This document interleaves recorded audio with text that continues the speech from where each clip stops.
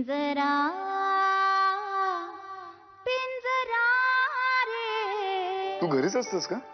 नाही रे, सगळं माझ्या मूडवर डिपेंड आहे.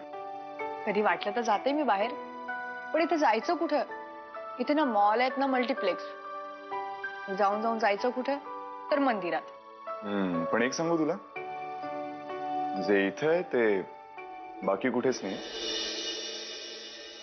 असं काय आहे इथं? आपली माणसं. जोशीबुवा म्हणत होते ते खरं आहे की अख्ख्या पंचक्रोशीत वीर सारखा दुसरा मुलगा सापडणारच नाही. खरं तर मला खूप दिवसांपासून वाटत होतं की तू शिष्ट आणि आकडू असशील म्हणून, पण तसं नाहीये. तू समोरच्याला हसवू सुद्धा शकतोस. वीर बरोबर अजून काही वेळ घालवलास ना की मगच तू त्याला नीट समजू शकशील, ओळखू शकशील. शहरात तू तुझं स्वतःचं घर केलंयस ना? हा, फ्लॅट घेतला एक. मग काय रे, लग्न वगैरे करायचा विचार आहे ना? म्हणजे कुणी साथीदारी शोधून ठेवलीस? नजरेत आहे कोणी? हा, म्हणजे पाहून ठेवली एक, पण तिचा होकार यायचा बाकी आहे. तो आला ना की सगळ्यात आधी तुमचेच आशीर्वाद घ्यायला येईल. आनंदे, तू लय भाग्यवान आहेस. हीर सारखा पोरगा तुझ्यासाठी येडा झालाय. पण आता मी काय करू? काय करू म्हणजे? शिरवायच्या आधी जाऊन त्याला सांगून टाक आणि त्याला कळू दे तुझं बी त्याच्यावर प्रेम आहे म्हणून. कसं? सुंदरशी बोलल्या बिगर कसं काय कळवू त्याला होकार किंवा नकार? आता तुमच्या लव्ह स्टोरीत हा सुंदर्या कुठं मदत अडमडलाय? सुंदर पाहिजेच, त्याशिवाय काही खरं नाही. पाहिजे म्हणजे लग्नाच्या पहिल्या रात्री बी सुंदराला घेऊन बसणार आहेस की काय? पहिली रात्र? मला संध्याकाळी देवळात भेटशील? मग येईल आनंदी.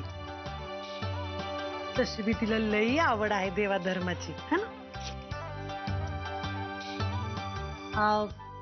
तसं बी आज कुठल्या ईश्वर कीर्तन रंगणार हाय देवळात, म्हणजे तशा आनंदी तयारीने येईल, है ना?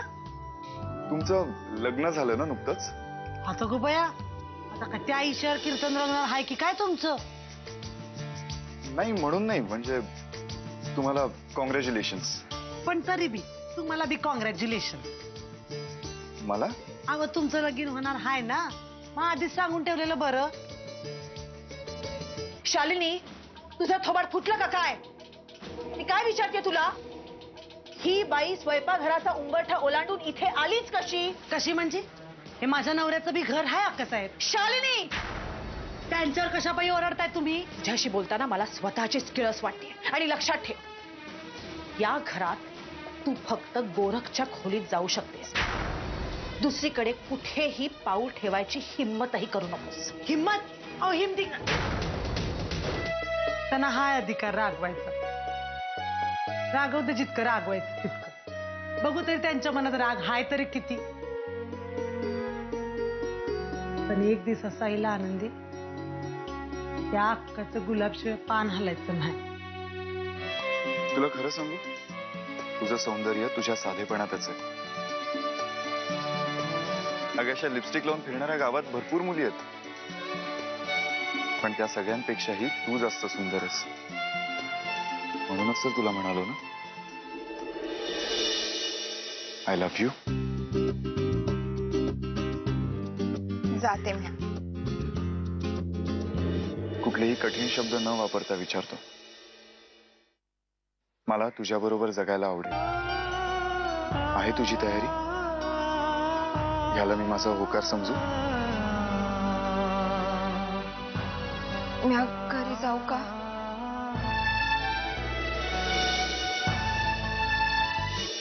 घरी जायची इतकीच घाई होती तर मग हे लिपस्टिक, केसाचा गजरा कोणासाठी माळून आलीस?